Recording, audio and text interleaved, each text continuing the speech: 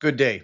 This week's discussion will be on the U.S.S. Ward, the destroyer who fired the first shot on December 7th, 1941. The databases for this week's research proved to be frustrating and downright unusable. I looked up my primary research topic, that of the first Minnesota sharpshooters in the Civil War, only to find 0 articles.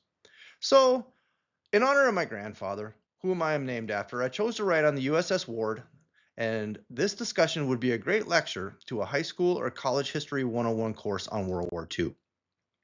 In the articles that I could find on the U.S.S. Ward, none really discussed the ship and of its crew, only of its military actions. The Ward was manned by United States Naval reservists from St. Paul, Minnesota. She was reactivated from her World War I service to then serve as a Wickets-class destroyer designated DD-139, and this is the flag she fought under on December 7th, making her famous. Only later in 1942 was she converted to a high-speed transport designated APD-16. At the time, my great-uncle was an ensign on board the USS Ward, Ensign David J. Morgan.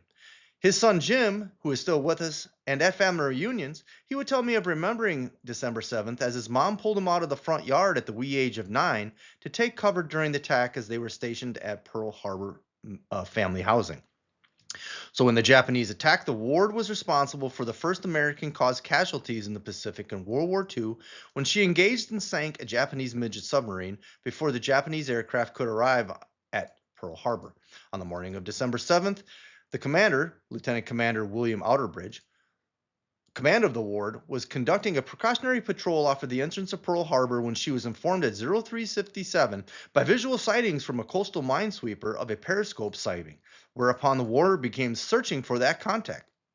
At about 0637, she sighted a periscope of tailing a cargo ship trying to sneak itself into Pearl Harbor. The Ward fired on the sub and, not knowing it at the time, sunk it. In 1942, the Ward was sent to the West Coast for a conversion to a high-speed transport. My grandfather, pictured here, Paul Morgan, joined the ship there and his brother as he had recently completed his reactivation training at Great Lakes Naval Training Center in Illinois. The ship sailed to the South Pacific where it saw much action. She helped fight off a heavy Japanese aircraft in Tugali on the 7th of April 1943 and spent most of the rest of the year on escort and transport service. In December 1943, she participated in the Cape Gloucester invasion. During the first 9 months of 1944, the Ward continued her escort and patrol work, but also took part in several Southwest Pacific amphibious landings. So in a touch of fate and a bit of luck for future me, my grandfather was transferred to shore duty in November of 1944. So then in the second article that I found on the database, talks of the Ward's sinking. On the morning of December 7th, 1944, 3 years to the day after she fired the opening shot of the Pearl Harbor attack, she came under attack by several Japanese kamikazes while patrolling off of an area in the South Pacific during an amphibious landing. One bomber hit her hull amidships, bringing her to a dead stop.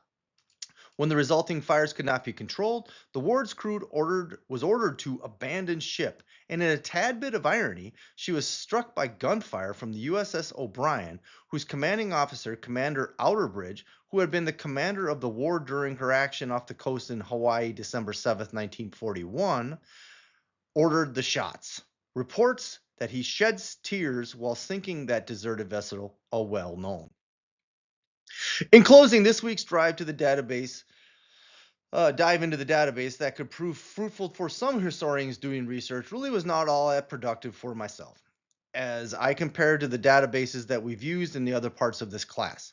I hope that you have enjoyed my presentation and a bit of remembrance from my grandfather.